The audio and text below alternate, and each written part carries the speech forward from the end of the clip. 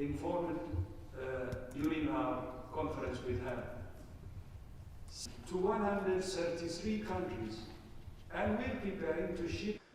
Tomorrow marks 100 days since WHO was notified of the first cases of pneumonia with unknown cause from China.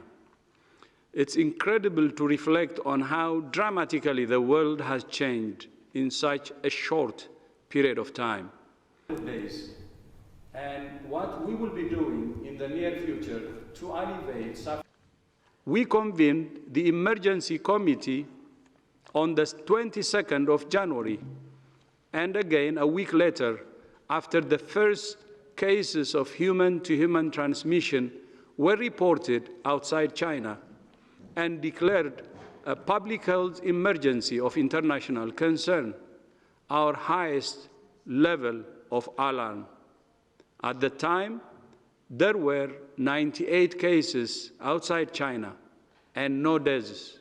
The same day, we convened our strategic and technical advisory group, a comprehensive package of guidance to countries on how to detect